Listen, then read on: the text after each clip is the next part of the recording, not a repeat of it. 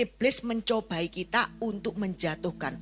Tapi Tuhan, dari pihak Tuhan, kata-katanya adalah ujian. Ujian itu apa? Untuk naik kelas, Bapak Ibu.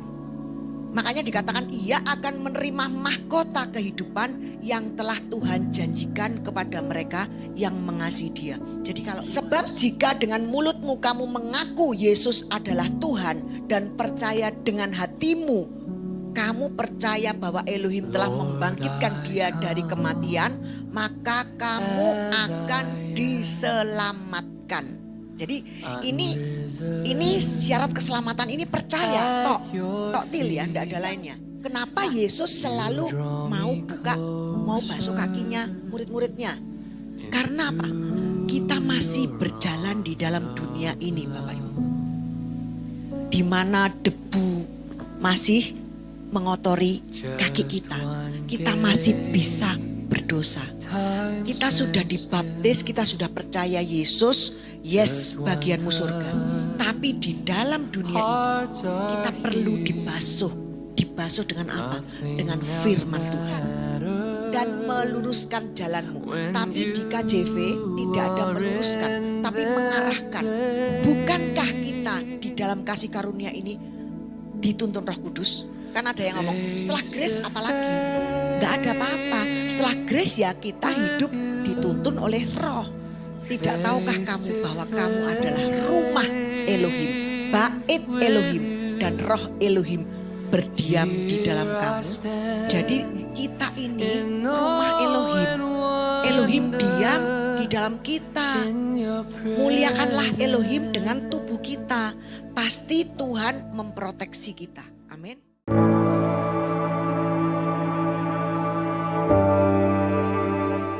Nah, itu luar biasa kan? Bahwa Tuhan itu mau berkenan bukan karena perbuatan kita. Dia kepada siapa aku mau berkenan, ya aku mau. Kalau Tuhan gak mau ya gak bisa dipaksa. Karena Tuhan kita gak bisa disogok, amin. Nah itu Tuhan kita ya. Nah sekarang tadi itu aku lihat apa ya, mau tak sampaikan terus lupa ya ini. Kalau sudah jadi emak ya. Sekarang saya mau bawa firman Tuhan, judulnya adalah Everything is a gift. Semuanya adalah, segala sesuatu ini adalah pemberian. Yang diambil dari Roma 11 ayat 36. Ayo buka Roma 11 ayat 36. Dikatakan karena segala sesuatu adalah dari Dia, oleh Dia, dan untuk Dia. Jadi dari Dia, oleh Dia, dan untuk Dia. Bagi Dialah kemuliaan sampai selama-lamanya. Nah, di sini dikatakan kan segala sesuatu. Dari cerita Ayub tadi, segala sesuatu itu artinya itu semuanya, yaitu yang baik maupun yang buruk. Nah, tadi dari cerita Ayub kita bisa melihat yang buruk itu apa dari Tuhan? Enggak, Bapak Ibu, dari iblis. Jadi yang buruk dari iblis, yang baik dari Tuhan. Jadi segala sesuatu itu, segala sesuatu termasuk yang buruk itu dipisahkan. Yang baik dari Tuhan, yang buruk dari setan. Yakobus 1 ayat 17.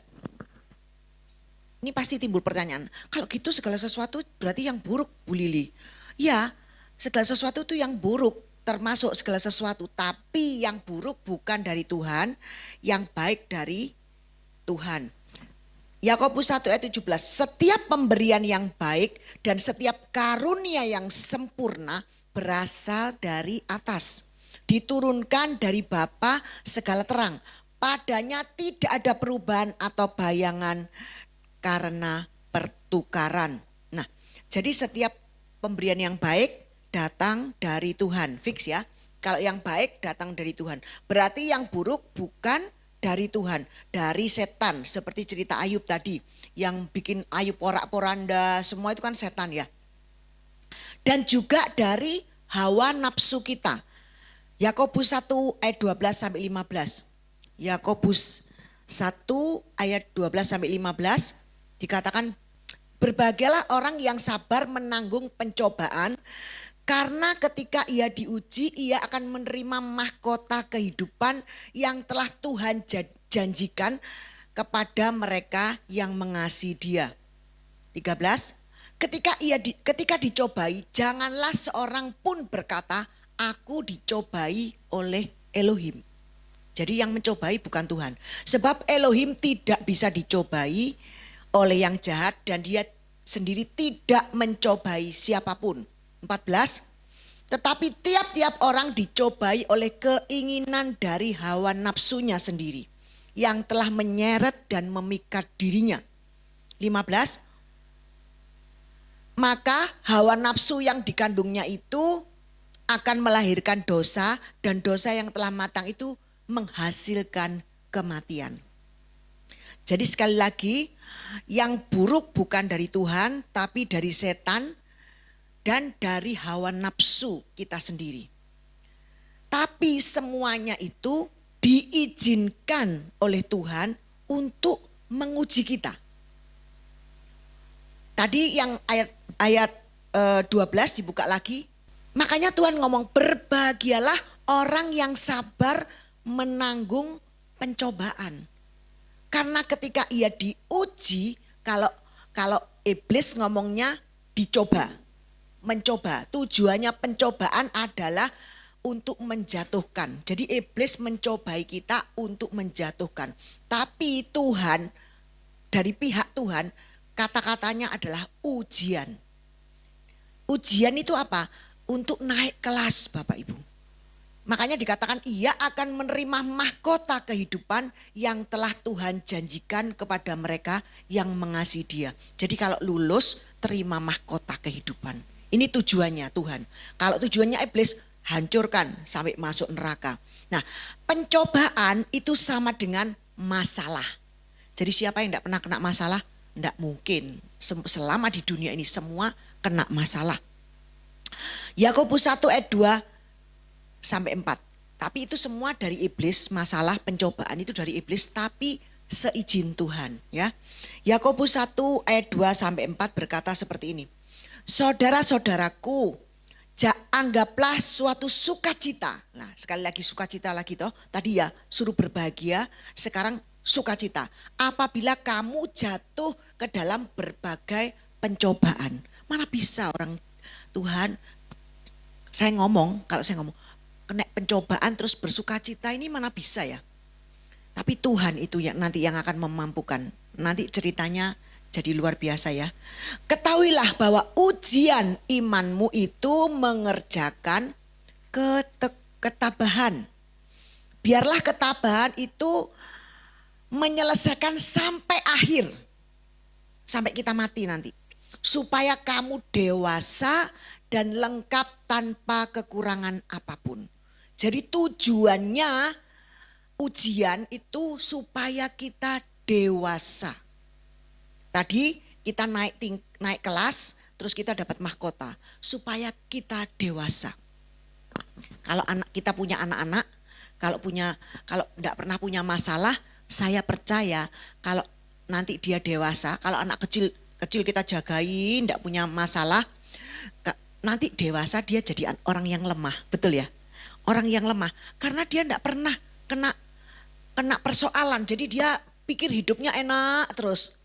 Jadi dia jadi orang yang lemah.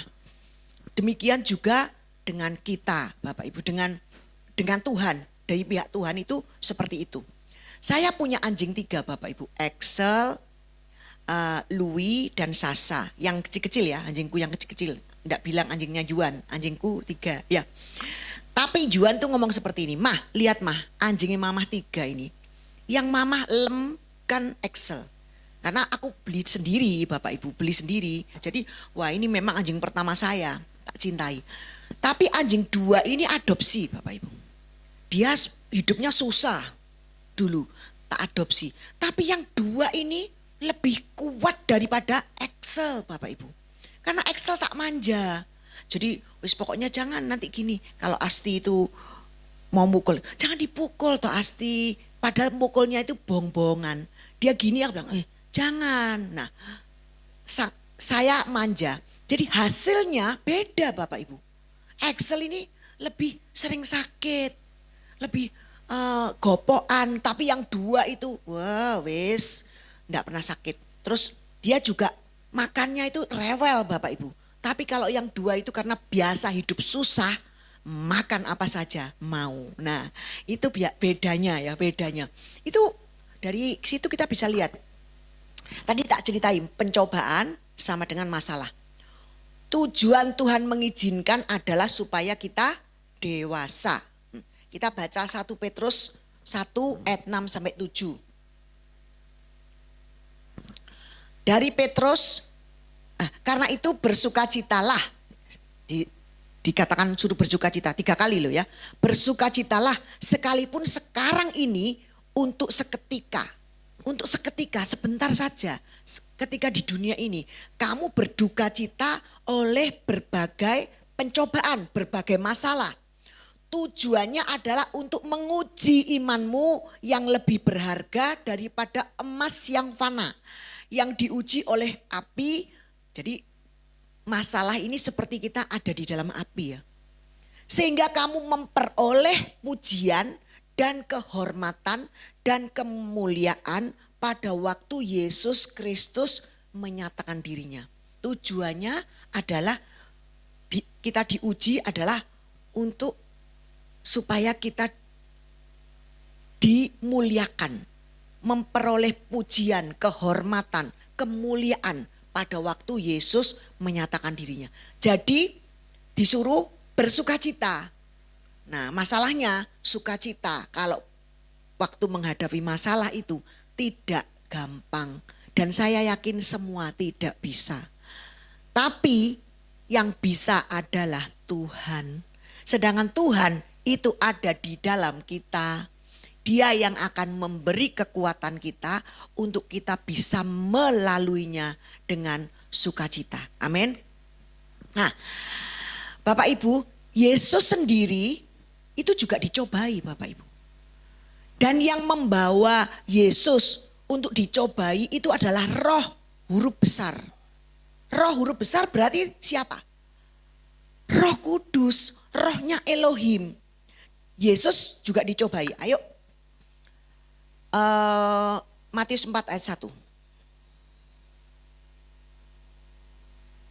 Kemudian Yesus dipimpin oleh roh. Ini kalau di Alkitabnya kita bisa tahu kalau rohnya ini huruf besar. Dipimpin oleh roh ke padang gurun untuk dicobai oleh iblis. Ya, Yesus dipimpin oleh roh. Di IMB dan LAI itu hampir sama. Dikatakan sebab oleh dia dikatakan ini. Yesus dipimpin oleh roh ke padang gurun untuk dicobai iblis. Ibrani 2 ayat 18. Karena Yesus pernah dicobai, maka dia bisa menghibur kita. Dia bisa merasakan bagaimana kalau kita dicobai. Sebab oleh karena dia sendiri telah menderita ketika dia dicobai, maka ia mampu menolong mereka yang sedang dicobai. Ini IMB ya? Ya. LAI-nya seperti ini. Sebab oleh karena ia sendiri, Yesus sendiri telah menderita karena pencobaan, maka dia, Yesus dapat menolong mereka yang dicobai. Nah, jadi Tuhan ini bukan ngomong tok ya, tapi dia mengalami.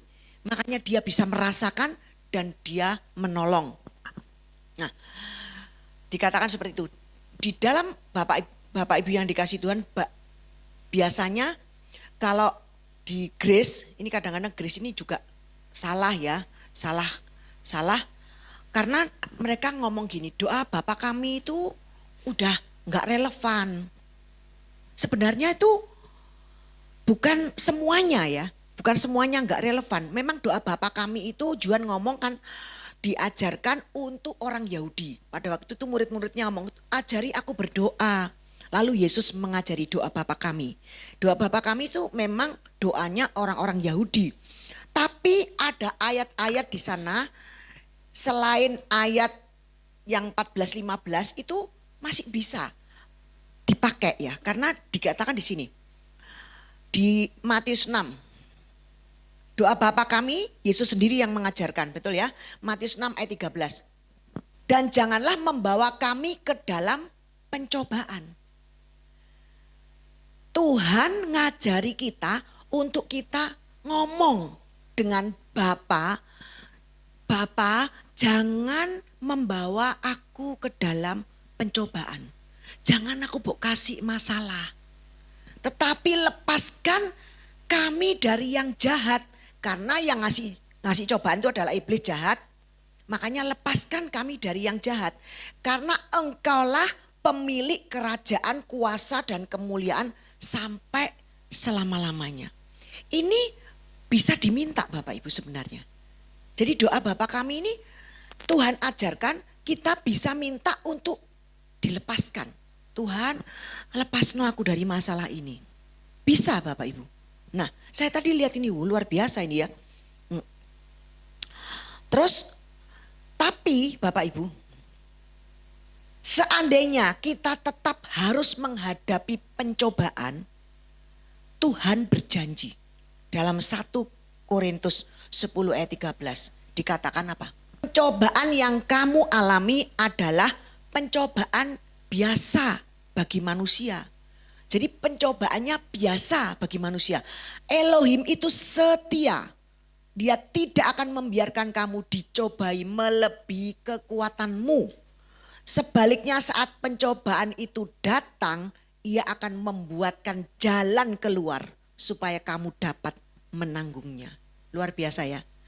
Kalau seandainya kita tetap diizinkan masuk dalam pencobaan, Tuhan itu setia. Pencobaan yang kamu alami itu biasa bagi manusia. Dan dia setia. Dia tidak akan membiarkan kamu dicobai melebihi kekuatanmu. Sebaliknya saat pencobaan itu datang, dia akan membuatkan jalan keluar supaya kamu dapat menanggungnya. Ini luar biasa, janji Tuhan ini dipegang ya Bapak Ibu. Ini ya dan amin. Baca 2 Petrus 2 ayat 9. Dikatakan seperti ini. Tuhan tahu melepaskan orang-orang saleh dari pencobaan. Dan menyimpan orang-orang jahat untuk dijatuhi hukuman pada hari penghakiman. Jadi kita ini termasuk orang apa? Orang saleh, orang kudusnya Tuhan. Tuhan tahu, dia pasti tahu. Wong dia Tuhan melepaskan orang-orang saleh dari pencobaan. Jadi sebenarnya doa Bapa kami ini masih bisa relevan ya di zaman kasih karunia ini. Jadi Matius 6 ayat 9-13 ayo kita baca. 6, 9 sampai 13. Kecuali ayat 14 sampai 15 itu tidak cocok. Nah, Matius 6 ayat 9 sampai 13. Karena itu hendaklah kamu berdoa demikian. Bapa kami yang di surga, dikuduskanlah namamu. Datanglah kerajaanmu, jadilah kehendakmu di bumi seperti di surga. Berikan kepada kami makanan kami hari ini. Dan ampunilah kesalahan-kesalahan kami. Pasti ngomong gini, loh kita bukannya sudah diampuni, kenapa minta ampun lagi? Nanti ada jawabannya. Sebagaimana kami juga mengampuni orang-orang yang bersalah kepada kami. Dan janganlah membawa kami ke dalam pencobaan, tapi lepaskanlah kami dari yang jahat. Karena engkaulah pemilik kerajaan dan kuasa dan kemuliaan sampai selama-lamanya. Nah begini, sekarang saya mau tanya, kalau boleh nggak kita nggak mengampuni? Nggak boleh ya, jadi kita ini harus mengampuni. Tapi ayat 14 sampai 15 itu ngomong seperti ini, coba dilihat ya. Sebab jika kamu mengampuni kesalahan orang, Bapamu yang di sorga juga akan mengampuni kamu. Namun jika kamu tidak mengampuni kesalahan orang, Bapamu juga tidak akan mengampuni kesalahanmu. Ini yang tidak relevan. Karena kalau Bapa tidak mengampuni seperti yang dikatakan ayat 14 dan 15 ini, berarti kita tidak masuk surga. Betul ya? Sedangkan syarat masuk surga itu bukan tidak mengampuni, tidak mengampuni orang lain atau diri sendiri, tetapi percaya kepada Yesus, mengaku Yesus adalah Tuhan, percaya akan karya salib Kristus. Roma 10 ayat 9. Jadi syarat masuk surga itu percaya. Percaya Yesus, percaya akan karya salib. Bukan mengampuni atau tidak. Sebab jika dengan mulutmu kamu mengaku Yesus adalah Tuhan dan percaya dengan hatimu, kamu percaya bahwa Elohim telah membangkitkan dia dari kematian, maka kamu akan diselamatkan. Jadi ini syarat keselamatan, ini percaya, tok til ya, enggak ada lainnya. Nah, sekarang pertanyaannya, bolehkah aku enggak mengampuni? Enggak boleh Bapak Ibu, harus tetap mengampuni. Tapi kalau aku enggak mampu, minta kekuatan dari Tuhan untuk kita bisa mengampuni. Pasti Tuhan berikan Bapak Ibu. Berikan kekuatan kita untuk mengampuni orang yang menyakiti kita, bahkan lupa akan kesalahan orang itu. Itu Tuhan Bapak Ibu. Nah, saya ini sering Bapak Ibu minta, Tuhan aku ini gregetan mbek si A ini Tuhan. Ya apa Tuhan, aku ini pengen ngampuni tapi aku masih gregetan. Buat aku bisa mengampuni. Dia tiba-tiba lupa. Loh, biar salah apa ya sama aku? Lupa Bapak Ibu. Perkaranya apa ya? Nggak tahu, lupa. Ya baik-baik aja. Akhirnya baik-baik aja karena lupa. Ya nggak tahu apa karena saya sudah tua ya Bapak Ibu. Lupa loh. Ya bisa happy-happy itu ya. Nah harus mengampuni. Nggak boleh nggak mengampuni. Tapi kalau nggak bisa minta kekuatan dengan Tuhan. Ayat 12 di Matius 6 tadi tetap bisa diucapkan. Karena maksudnya adalah jadi gini. Ini tetap bisa diucapkan. Ampunilah kesalahan-kesalahan kami sebagaimana kami juga mengampuni orang yang bersalah kepada kami. Ini maksudnya apa? Maksudnya adalah seperti kita dengan orang tua kita. Bapak dengan anak. Kita tahu papa kita tidak mungkin tidak mengampuni kita. Sudah mengampuni kita sebelum kita minta maaf. Benar ya? Tapi kita tetap boleh toh berkata sorry Pak. Boleh ya? Boleh dong. Anakku selalu ngomong sorry. Juan semua tak ajari. Jadi kalau dia salah, dia harus tidak sejahtera. Terus dia ngomong masuk kamar saya. Mah, Koko minta sorry. Boleh toh? Mah, Koko minta ampun. Nah kalau kita tidak pernah ngomong minta sorry Tuhan, ampun Tuhan, minta maaf Tuhan, aku tadi sudah gini. Ini kita ngajari orang Kristen ini jadi kurang ajar ya dengan Tuhan. Jadi jadi orang yang tidak sopan, jadi orang yang tidak sombong, orang yang sombong, tidak rendah hati. Jadi ngajari seperti itu.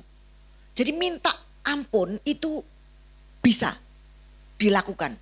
Tetap boleh, kita bukan jadi grace yang aneh, yang jadi doktrin yang baru. Kita tetap bisa minta ampun sama Tuhan. Bukan untuk masuk surga, bukan syarat untuk masuk surga. Tapi karena hari ini aku seperti kita dengan bapak kita. Papa kita tidak mungkin menghukum kita. Biarpun kita tidak minta sorry. Karena kita anaknya. Papa kita tetap merangkul kita. Sekalipun dia tidak minta sorry. Kalau dia salah, anak kita salah. Dia tidak minta sorry, papa kita maafnya wis keluar duluan sebelum anaknya datang minta sorry. Tapi apakah kita tidak usah minta sorry? Minta dong. Kita diajarin menjadi orang-orang Kristen yang baik ya. Kita say sorry. Kalau dengan Bapa di dunia kita bisa say sorry, dengan Tuhan di surga, kenapa enggak? Betul ya? Tuhan itu kalau kita enggak mau say sorry, enggak usah ngapain dong, aku sudah diampuni kok dosaku. Dosaku yang merah seperti kormisi sudah jadi putih seperti salju. Sebelum aku melakukan ini Tuhan sudah ngerti. Benar. Tapi kenapa? Kenapa kita kok jadi sombong? Kenapa kita jadi congkak? Sedangkan Yakobus 4 ayat 6 berkata seperti ini. Tuhan menentang orang yang congkak, orang yang sombong, tapi mengasihani orang yang rendah hati. Elohim menentang orang yang sombong, tapi dia memberi anugerah kepada orang yang rendah hati. Orang yang bisa berkata sorry, bisa berkata, Mama aku minta maaf, Mama, aku minta sorry, itu adalah orang yang rendah hati. Amin. Kalau kita bisa ngomong, Tuhan, sorry Tuhan, aku tadi gini Tuhan. Saya sering loh ngomong, kadang-kadang kita salah ya ngomong, Tuhan sorry loh Tuhan, tadi aku lakuin ini. Ngomong langsung, sorry ya Tuhan, ampuni ya Tuhan, sorry ya. Tuhan pasti dengan welcome. Gak apa-apa anakku, sebelum kamu minta sorry, aku sudah ampuni. Amin. Tuhan kita dahsyat ya. Bapak Ibu, saya ingin Bapak Ibu tahu bahwa penebusan kita ini sampai roh kita. Saat ini yang kita masih hidup ini, kita ditebus itu baru sampai roh kita. Kita ini manusia roh, bukan manusia daging yang kelihatan ini, tapi kita yang di dalam. Jadi Tuhan menebusnya ini roh dulu, yang pokok dulu, yang benar dulu, manusia roh, karena memang kita manusia roh. Roh saja ditebus, tapi jiwa dan tubuh ini belum, Bapak Ibu. Jiwa ini kan pikiran, perasaan, kehendak ini belum. Tubuh juga belum. Kapan jiwa ini ditebus? Pada waktu kita mati. Itu penebusan jiwa sudah selesai. Karena sudah tidak ada proses. Enggak ada proses. Prosesnya sudah berhenti. Jadi sudah lulus. Jiwanya wis lulus. Kalau di dunia kan masih pikiran, perasaan, kehendak ya. Masih gimana, galau-galau, stres-stres pikirannya. Itu karena kita masih diproses dalam dunia ini. Tubuh kapan? Tubuh kapan ditebus? Pada waktu rapture. Itu tubuhnya ditebus menjadi tubuh baru. Jadi penebusan Tuhan ini sempurna Bapak Ibu. Bukan cuma roh saja, tapi jiwa dan tubuh. Tapi semuanya on progress. Satu sudah selesai, yang dua on progress, bukan semuanya, sorry ya. Nah, saya ini dapat semuanya ini langsung dari Tuhan Bapak Ibu. Saya tidak percaya pendeta Bapak Ibu, karena pendeta bisa salah. Dan kalau ditanya itu selalu berusaha menjawab semua pertanyaan jemaatnya. Padahal pendeta itu tidak ngerti.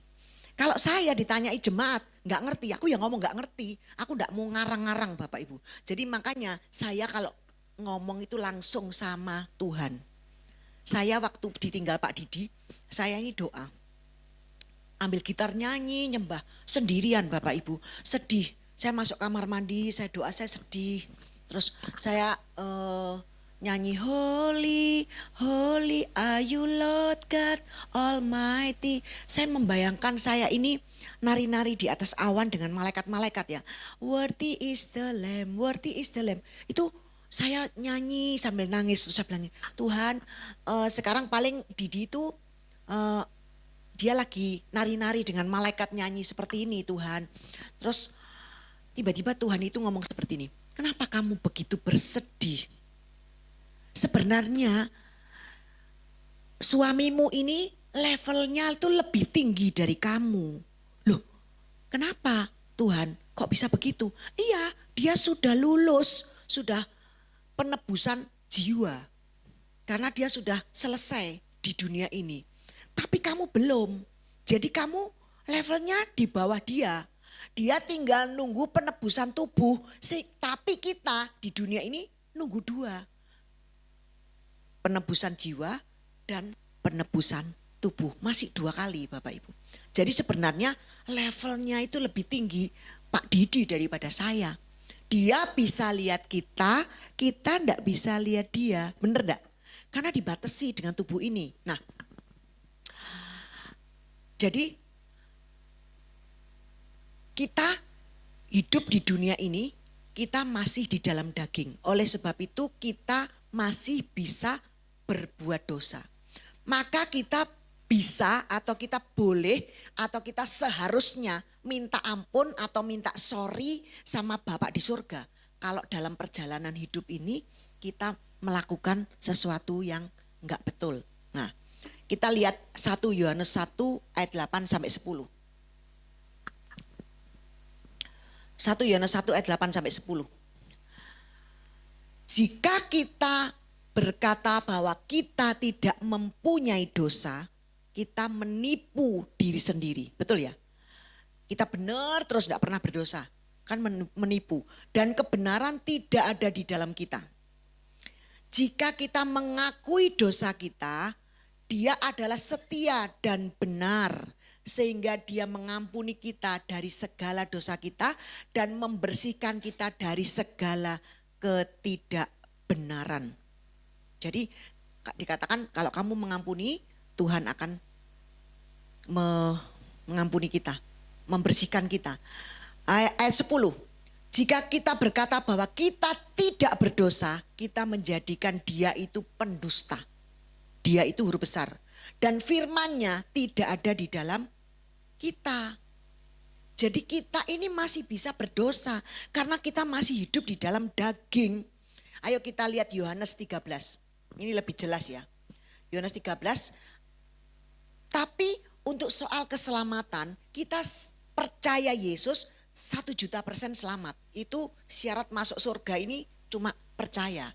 Tapi di dalam dunia kita masih melakukan dosa. Dikatakan Yohanes 13 ayat 6. Mulai 4 ya. Mulai ayat 4 sampai ayat 11. Dalam perjamuan itu dia berdiri dan menanggalkan jubahnya. Yesus ya. Yesus perjamuan terakhir dia berdiri dan menanggalkan jubahnya. Dia mengambil sehelai kain. Lalu mengikatnya pada pinggangnya dan mempersiapkan diri. Terus kemudian dia menuangkan air ke dalam sebuah baskom.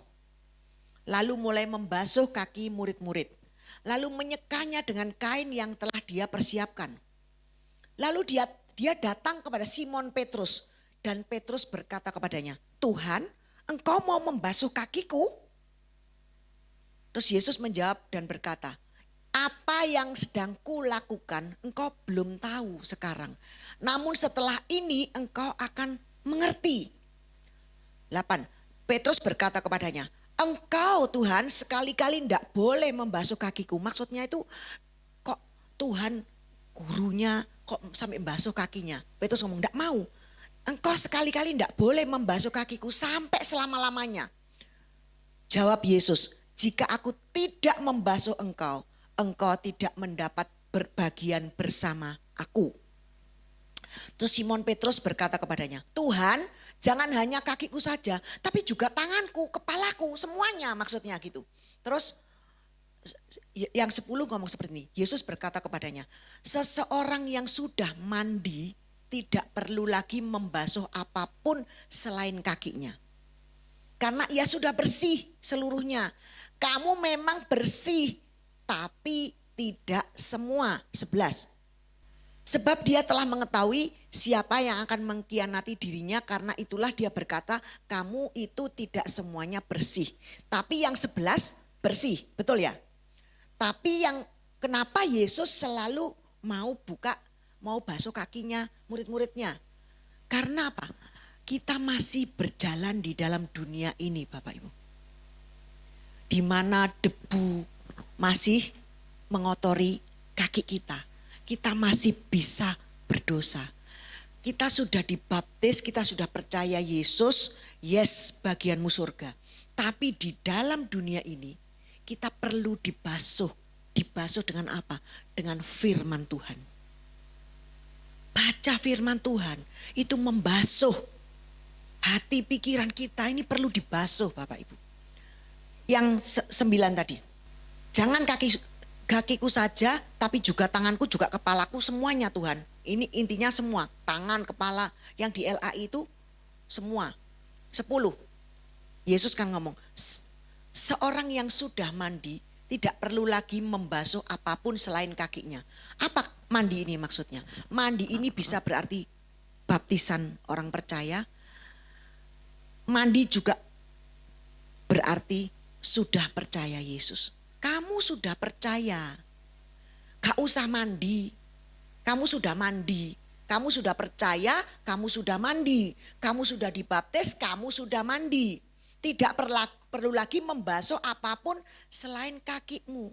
Makanya Heru kemarin khotbah, alangkah indahnya kaki pemberita Injil. Kakinya Padahal pemberita Injil itu kakinya kan pasti lumpur-lumpur itu Bapak Ibu. Tapi Tuhan memandang itu indah. Jadi yang perlu dibasuh adalah kakinya. Say sorry dengan Tuhan. Karena di dunia ini kita sering masih melakukan dosa. Nah, maka dari sini kita akan jelas ya Bapak Ibu. Matius 6 ayat 12 tadi, ampunilah akan kesalahan kami seperti kami juga mengampuni orang yang bersalah kepada kami. Jadi Tuhan say sorry. Kalau orang nyalai kita, dia sorry dengan kita juga ampuni dia. Gitu ya, maksudnya doa Bapa kami ini yang ada yang relevan, ada yang enggak. Jadi kita ambil yang relevan. Kita tetap bisa, tetap harus say sorry dengan Tuhan Bapak Ibu.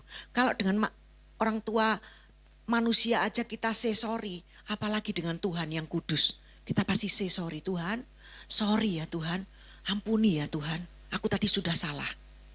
Tuhan senang sekali, sebelum kita minta sorry pun dia sebenarnya sudah ampuni kita. Cuma untuk sopannya Bapak Ibu, supaya kita tidak angkuh, kita tidak sombong ya. Nah, pada malam ini saya ingin menegaskan sekali lagi, kan tadi judulnya everything is a gift ya. Bahwa segala sesuatu yang baik, yang senantiasa harus kita sadari itu dan kita mengerti bahwa semua itu bukan usaha kita. Semua yang baik yang kita terima itu murni, pure dari Tuhan Bapak Ibu. Bukan usaha manusia, bukan oh iya dong aku kerja keras sih. Aku berusaha ini, aku kerjaanku ini, aku sudah kerja keras. Tapi no Bapak Ibu, itu bukan kamu. Itu adalah Tuhan yang mengerjakan di dalam kamu. Yang menggerakkan kamu bisa kerja keras, yang memampukan kamu untuk bisa memperoleh kekayaan. Itu semua adalah Tuhan. Ada ayatnya, kemampuan kita untuk memperoleh kekayaan itu Tuhan yang kasih. Jadi kita sukses, kita sehat, kita sakit disembuhkan, kita ditolong Tuhan, ditolong orang seperti kemarin. Saya ini dipertemukan dengan orang TNI di pesawat yang aku ketinggalan pesawat itu kemarin. Tiba-tiba ada orang bapak-bapak yang sudah tua itu bisa nunggui saya dari jam 4 sampai Bapak Ibu. Sampai jam setengah 10 malam, ini bukan orang gak ono gawe nih loh Bapak Ibu. Dia nih kalau ndak Tuhan yang menggerakkan orang itu, dia ndak akan nunggu saya. Kalau ndak ditunggu saya ketinggalan lagi. Karena dari gate 6 pindah gate 10, saya ndak tahu. Dia yang ngomong, Bu ini pindah lagi loh Bu, gate 10. Iya Pak, kok ndak diumum no Pak? Ya makanya ini, ayo Bu pindah gate 10. Loh, saya tunggu Bu di sana Bu, di ruang tunggu ya. Saya tunggu saya pantau Ibu dari sana. Loh ya apa? Padahal saya ini banyak temen ngomong-ngomong, dia pantau saya dari sana. Itu kalau ndak Tuhan, ndak tak kasih uang banyak Bapak Ibu. Dia sangat baik. Siapa yang menggerakkan hati itu? Tuhan. Juga jangan sampai ngomong, oh ya karena aku sih, karena dia Bapak itu lihat aku. Enggak Bapak Ibu, itu semua Tuhan. Tidak ada yang kebetulan di dalam hidup orang percaya. Amin. Kenapa saya ingin Bapak Ibu sadar akan hal ini? Karena bila kita senantiasa sadar akan hal ini, maka kita ini benar-benar di bawah kasih karunia. Saya pernah negor Juan gini, dia kan ngomong gini, aku kesel mah, kerja ini kesel, aku ini kesel mah, aku ini kerja ini kesel. Saya bilang gini, kok sing kerja itu bu kamu, Tuhan. Sing kerja ini Tuhan, yang kerja ini bukan kamu. Kalau kamu merasa kamu capek, kamu semua itu manusiamu. Tapi yang kerja di dalam kamu itu Tuhan.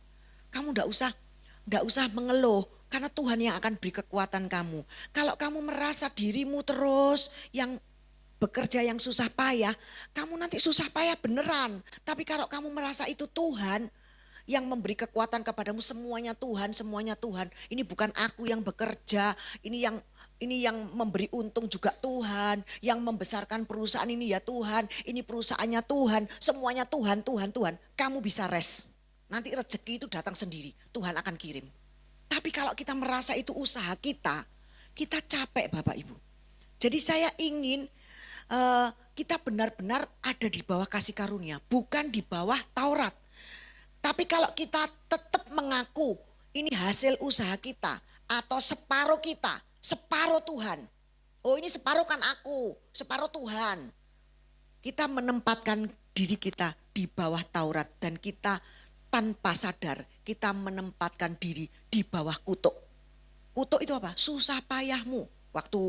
Waktu Adam jatuh dalam dosa, dikutuk sama Tuhan. Susah payahmu Hawa dalam melahirkan. Kau akan seperti ini. Nanti kita susah payah. Tapi kalau kita mengaku ini semua Tuhan, ini perusahaannya Tuhan, aku cuma pengelola.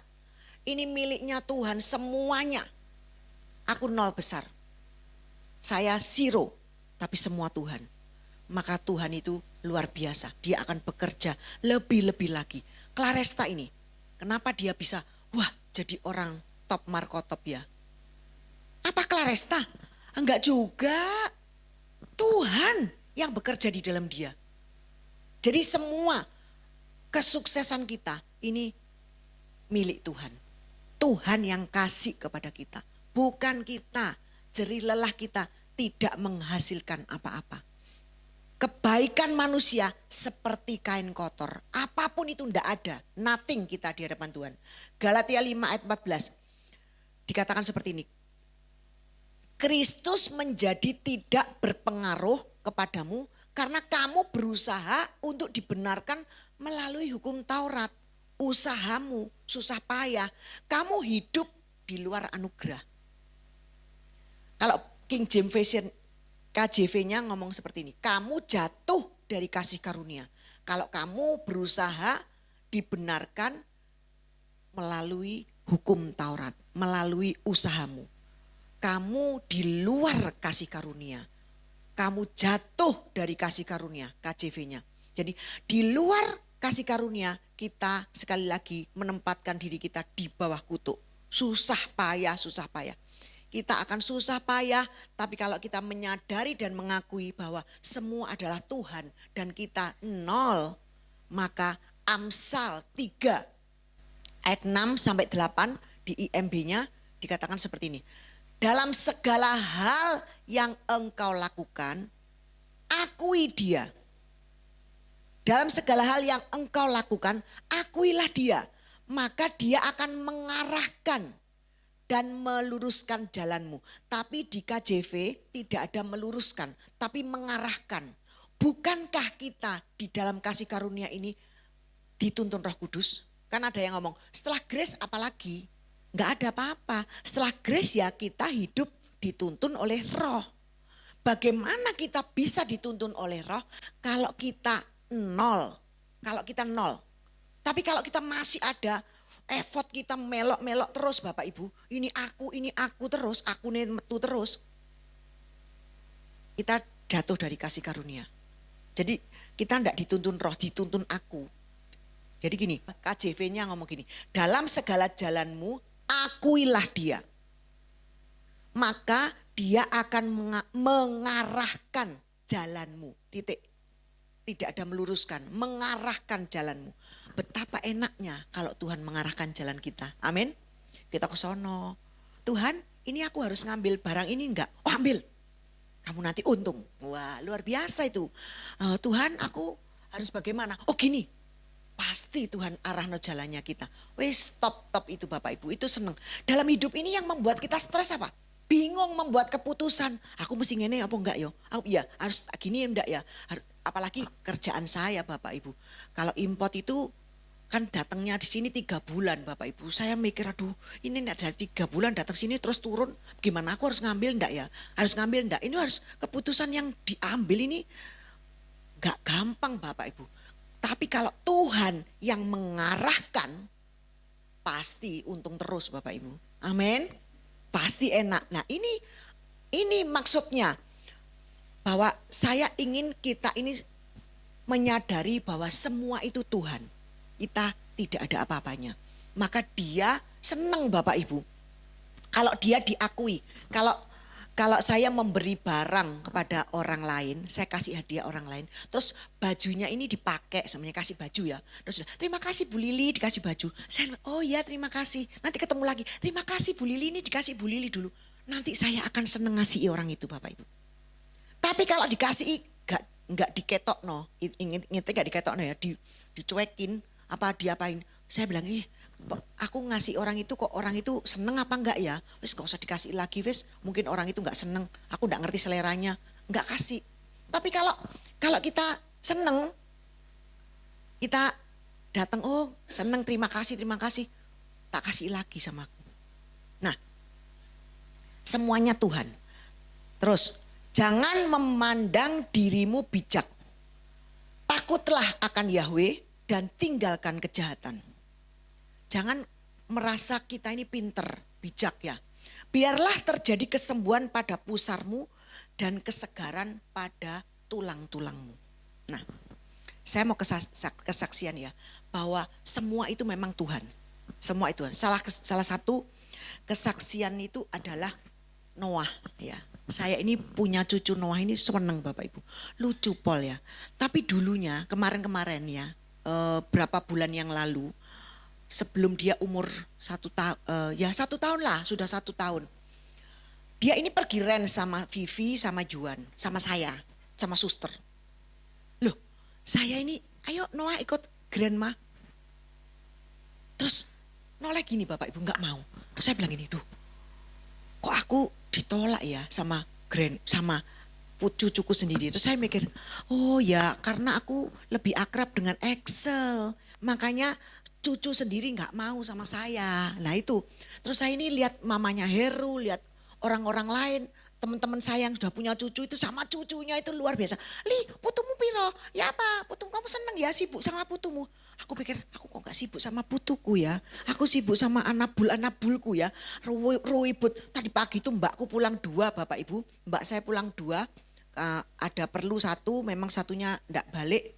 Saya ini pagi tadi mau jalan pagi, bersih pipisnya, semua. Mari bersih sana pipis. Jangan pipis sembarangan, nggak bisa diomongi Bapak Ibu. Jadi saya ini keliling langsung saya bilang sama Asti, pempes, kasih. Kalau nggak gitu kita resik-resik terus 1 hari. Nah, saya ini lihat teman-temanku ya di Jakarta itu ribut sama cucunya, fotonya sama cucu. Terus saya ini bilang Tuhan, aku ini kok lain ya. Kok Noah ini enggak mau sama saya ya Tuhan. Aku ini jadi kok merasa aneh. Aku ini jadi salah ya Tuhan. Kok Noah ini enggak mau digendong saya. Tiba-tiba Tuhan ngomong Bapak Ibu. Nah saya ini ngomongnya sama Tuhan. Cuma percayanya sama Tuhan, ngomongnya sama Tuhan. Tuhan ngomong gini, siapa yang membuat hati? Engkau Tuhan. Oh, kalau dia ngomong siapa yang membuat hati? Engkau Tuhan. Langsung terjemahkan sendiri pikiran kita. Oh kalau yang membuat hati itu Tuhan, yang mengarahkan ya Tuhan. Bener Bapak Ibu, tiba-tiba itu, grandma, masuk kamarku, grup ya, masuk kamarku. Terus sampai sekarang Bapak Ibu, nempel, cinta, saya digandengi ke sana, grandma ke sana ya. Terus kalau disuruh good night, kemarin tuh saya sampai, seneng ya. Good night, ada Juan, ada Vivi, ada saya. Good night. Sama siapa dulu? Cium siapa dulu? Ma. Manggil mamanya kan Mami, Angel, Umi. Ami gitu ya mungkin ya. Manggil papanya Edi. Namanya jadi Edi ya toh. Terus tapi kalau saya kan Ma. Cium Ma. Nah, cium saya dulu. Terus dicium, waduh ya. Terus habis itu diambil suster. Ayo cium mama, mami cium siapa dulu mami apa papi? Ma. Cium saya lagi, Ma. Loh, balik lagi ke saya. Itu aja sudah tersanjung Bapak Ibu, luar biasa. Ini memang Tuhan benar-benar yang ngarahkan anak ini. Saya ini enggak pernah gendong Bapak Ibu. Kecil bayi, sampai sekarang cucu yang kedua enggak gendong. Gendong sekali-sekali, tak taruh kok abot men yo, taruh sini. Tak taruh, enggak pernah gendong cucu, gendong Excel kemana-mana Bapak Ibu. Saya sampai bilang gini, tapi Tuhan, kata Heru, gak iso ngono Bu Lili. Wis salah, itu kan teorimu Her. Tuhan ngomong dia yang akan mengarahkan hati kepada saya. Kan anak kecil kan kalau teorinya orang tua-tua kan gini. Pokoknya nek mae duwe-duwe akeh, putu mesti teko, ya toh. Kalau mae punya barang-barang ani, putu datang. Ini Noah ndak ngerti kalau aku punya barang. Dia ndak pernah tak kasih, oh tak kasih ini ndak tak pancing makanan ndak, tapi datang sendiri dia kepada saya. Itu kan Tuhan. Nek dulu kan gini, yang penting mae duwe akeh, kok putu itu teko kabeh. Itu teori itu. Jadi putu datang karena duitmu. Tapi kalau ini putu datang karena memang Tuhan yang mengarahkan. Amin. Nah itu luar biasa. Jadi semua itu Tuhan. Semua itu Tuhan. Kita nol Bapak Ibu. Nggak bisa nyogok untuk ini. Nyogok untuk ini. Nah Noah ini senang Paul ya. Terus kan saya punya cucu 2. Yang satu di Pakuwon. 3 ya. 1 di Pakuwon. 3, 1 di Pakuwon. Itu sama saya juga nggak mau Bapak Ibu. Bayangkan saya ini ngomong Tuhan, saya bilang Michal, kalau anakmu ndak deket no sama mama, dia ndak kenal sama mama. Kenal. Terus saya bilang, wis, nah, kemarin datang ke rumah saya gendong, gitu bagaimana. Tapi saya belum ngomong sama Tuhan, nanti tak omong no sama Tuhan. Nanti langsung diklik sama Tuhan, langsung mama gitu. Ya, nah saya ingin saya ingin Bapak Ibu mengerti semua bahwa God is in control atas semuanya, betul ya? God is in control atas semuanya, atas hidup kita orang percaya dan atas hidup dunia ini. Bila Tuhan tidak in control, maka habislah kita Bapak Ibu. Habislah kita. Karena kita ada di dunia yang sudah jatuh. Dia in control atas hidup setiap anak-anaknya. Loh kan kita nanti jadi seperti robot Bu. Enggak. Dia in control. Nah kebenarannya yang harus kita tahu. Dia berdaulat atas hidup kita. Dia berkuasa atas dunia ini. Dan dia berkuasa atas segalanya. Bukan iblis. Dulu kan ngomong, oh iblis itu. Enggak. Karena dikatakan sesudah kebangkitannya sebelum Yesus naik ke surga. Dia berkata kepada murid-muridnya seperti ini. Matius 28 ayat 18. Lalu Yesus mendekati mereka dan berkata, segala kuasa di surga dan di bumi sudah diberikan kepadaku. Jadi dunia ini sudah dikuasai Yesus. Memang dihancurkan setan, tapi setan sudah tidak punya kuasa lagi. Yesus dikatakan segala kuasa di surga dan di bumi sudah diberikan kepadaku. Sudah diberikan kepada Tuhan. Jadi God is in control everything. Semuanya. Orang percaya dunia ini Tuhan yang menguasai. Dia in control. Nah kalau kita tahu dia berkuasa atas dunia ini, atas surga dan bumi, atas kita orang percaya. Hidup kita ada di dalam tangannya. Kan laguku di tanganmu, ku di hatimu, di pikiranmu, di rencanamu. Tak pernah ku sendiri, ku di tanganmu, ku di hatimu. Di pikiranmu, di rencanamu, tak pernah ditinggalkan. Itu Tuhan. Nah, kalau kita tahu bahwa dia tidak pernah tinggalkan kita. Dia yang memegang surga dan bumi, kuasanya.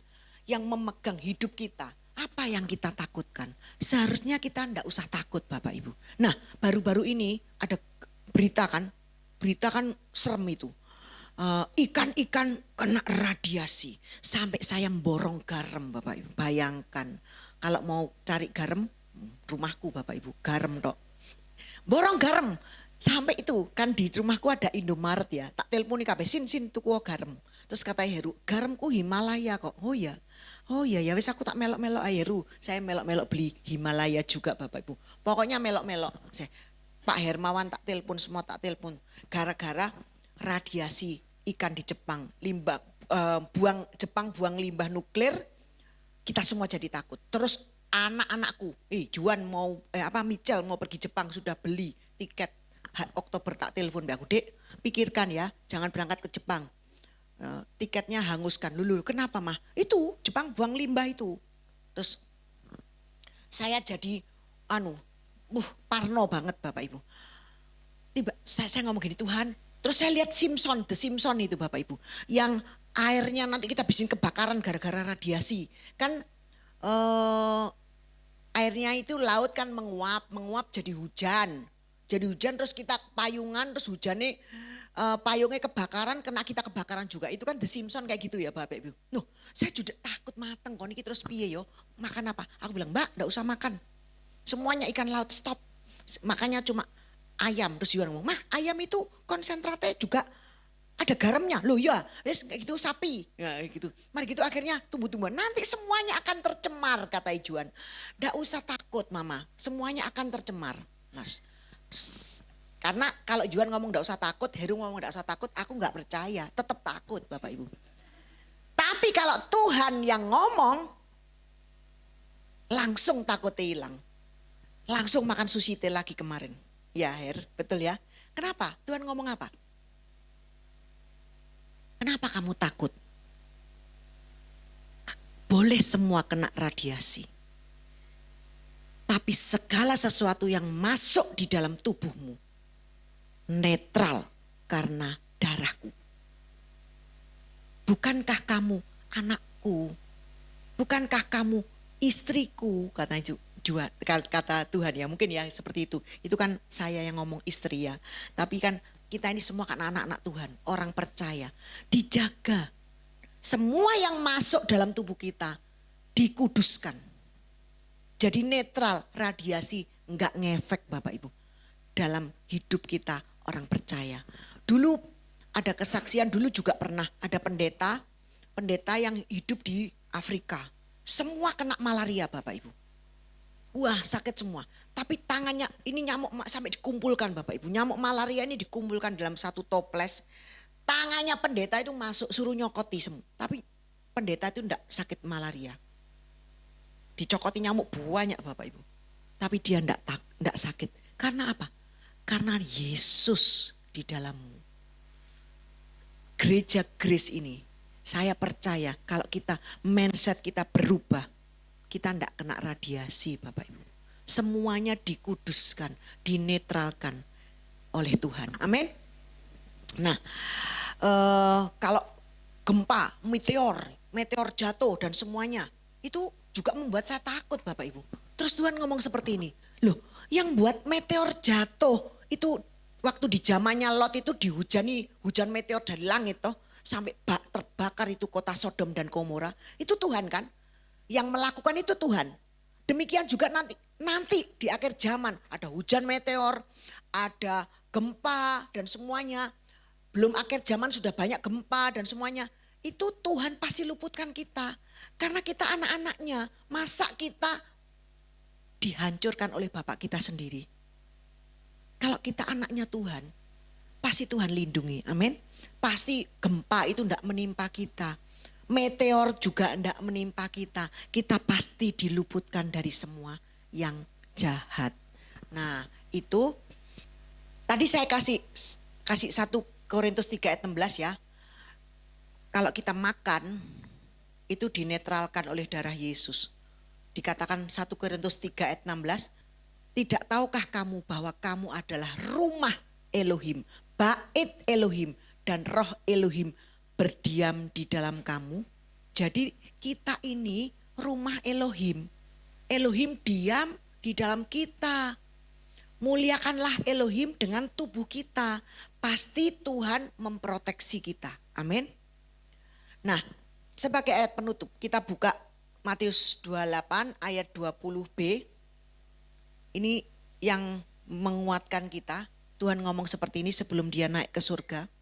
Dia berkata, ketahuilah atau lihatlah, aku menyertai kamu senantiasa sampai akhir zaman. Jadi Tuhan itu menyertai kita sampai akhir zaman. Jadi enggak usah takut Bapak Ibu. Nanti pulang makan sushi teh enggak usah takut ya. Karena kemarin itu heboh ya Bapak Ibu. Ayo saya undang pemain musik. Kita berdoa dulu untuk firman Tuhan. Terima kasih Tuhan. Saya terbatas dalam menyampaikannya. Tapi biarlah Roh Kudus yang tidak terbatas itu menerjemahkan lebih dan lebih lagi kepada setiap jemaatmu yang mendengarkan. Di dalam nama Tuhan Yesus Kristus yang diberkati dengan firman Tuhan, katakan bersama-sama dengan saya, amin, amin.